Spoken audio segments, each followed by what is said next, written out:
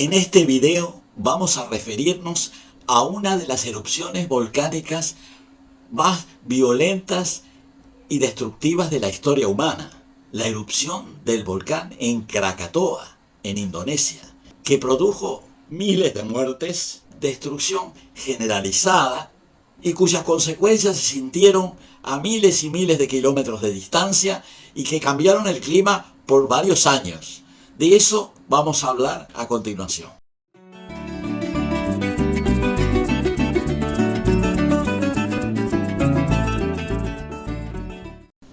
La erupción volcánica del volcán Krakatoa fue la mayor erupción volcánica registrada históricamente en forma detallada, en donde hubo gran destrucción, muchas víctimas y numerosos testimonios, tanto de la población local como de marinos y científicos que la presenciaron en sus diversas etapas. Digamos que el archipiélago de Krakatoa, que en indonesio se dice Kepulauan Krakatau, es el nombre que se da a un conjunto de islas volcánicas, en su mayoría casi desaparecidas, situadas en el estrecho de Sonda, entre Java y Sumatra, al suroeste de Indonesia.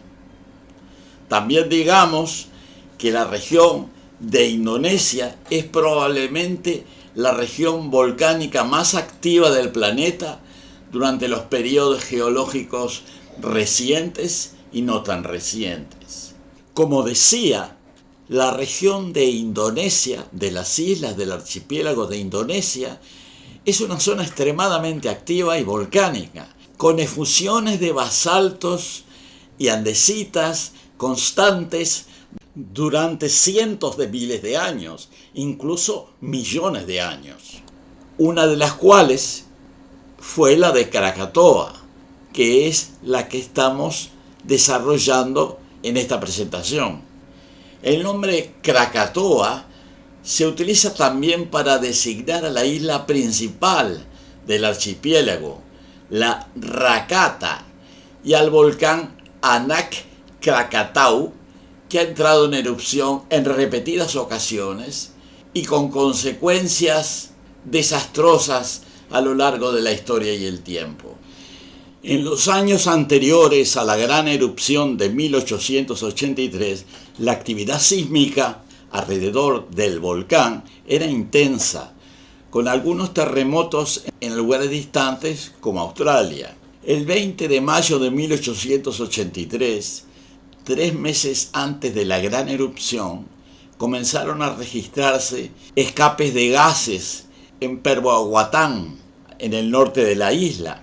Las erupciones de ceniza alcanzaron una altura de 6.000 metros y las explosiones pudieron oírse desde Batavia, la ciudad que ahora se llama Yakarta, a más de 150 kilómetros de distancia. La filtración de agua en la cámara del magma produjo grandes cantidades de vapor y humo, pero la actividad se extinguió hacia fines de mayo. Como resultado, la población autóctona no adoptó medidas de seguridad adicionales. Sin embargo, los científicos vinculados a la geología, sobre todo en Holanda, enviaron expertos para estudiar la isla y encontraron inquietantes signos de actividad volcánica. El volcán entró de nuevo en erupción en torno al 19 de junio de ese mismo año. La causa de la erupción, según se cree, fueron una o varias fisuras que se formaron entre Perbuaguatán y Da Nang, en un emplazamiento cercano al actual cono volcánico. La violenta erupción causó mareas excepcionalmente altas en la zona y los barcos anclados tuvieron que ser amarrados con cadenas. Después del 11 de agosto, las erupciones fueron cada vez mayores, con penachos emitidos desde al menos 11 fisuras. El 24 de agosto las erupciones lejanas se intensificaron.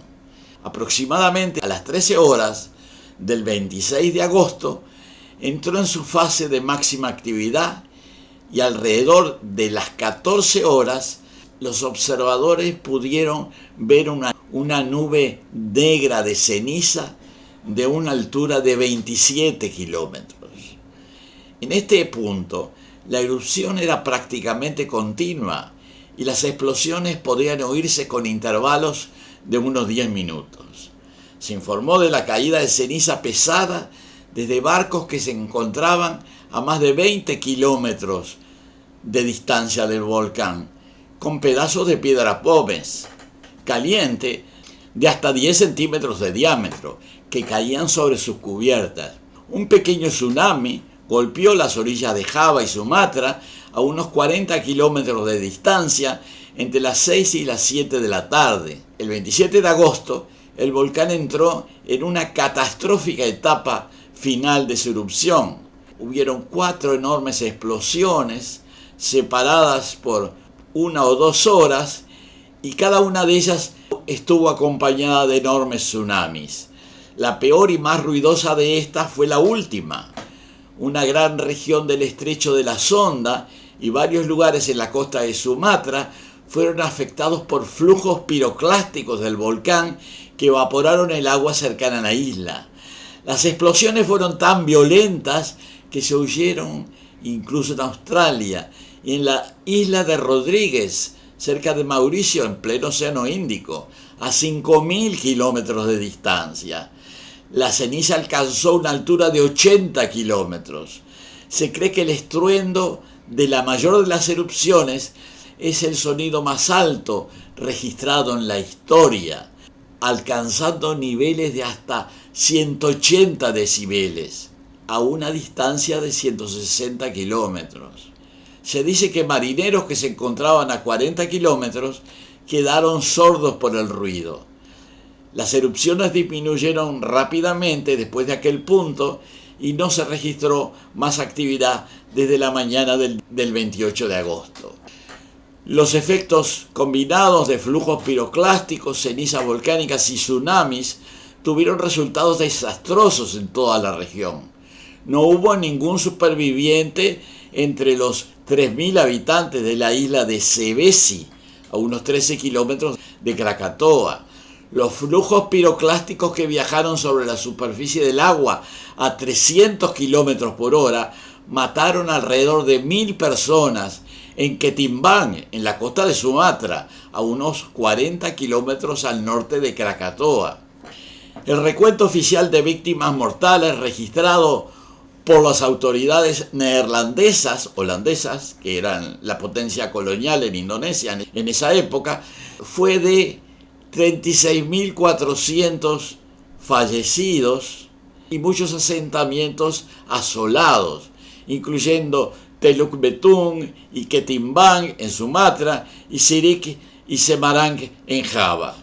Hay numerosos informes documentados de grupos de esqueletos humanos encontrados sobre balsas de piedra pómez volcánica flotando sobre el Océano Índico que llegaron hasta la costa oriental de África incluso un año después de la erupción. Algunas regiones de Java nunca fueron repobladas y volvieron a convertirse en selva y ahora constituyen el Parque Nacional de Ujung Kulon. Incluso en lugares tan distantes como Sudáfrica, los barcos se mecieron por los remanentes de los tsunamis y se encontraron cuerpos de víctimas flotando en el océano durante semanas después del acontecimiento. El tsunami que acompañó la mayor de las erupciones fue supuestamente provocado por flujos piroclásticos gigantescos que entraron en el mar. Cada una de las 4 grandes explosiones estuvo acompañada de flujos piroclásticos masivos, resultados del derrumbamiento gravitacional de la columna de erupción. Nuevas teorías afirman que fue consecuencia del colapso de la caldera magmática. Como consecuencia, varios kilómetros cúbicos de material volcánico entraron en el mar, desplazando igual volumen de agua de mar. Los flujos piroclásticos alcanzaron la costa de Sumatra, a una distancia de 40 kilómetros, tras desplazarse por encima del agua sobre un cojín de vapor sobrecalentado. A su vez hay indicios de flujos piroclásticos submarinos que llegaron a 15 kilómetros del volcán. Recientemente se comprobó que la ceniza caliente viajó sobre el agua en una nube de vapor a 400 grados, causando un fatal y devastador tsunami. Tras estas explosiones, solo un tercio de la isla permaneció en su lugar. El resto había sido lanzado a la atmósfera y al mar. Durante varios años después de la erupción, el clima planetario cambió considerablemente. Se generó una cobertura reflectiva de nubes cirrus que llevó a un enfriamiento general de la atmósfera con consecuencias en la producción y la economía de los 5 continentes.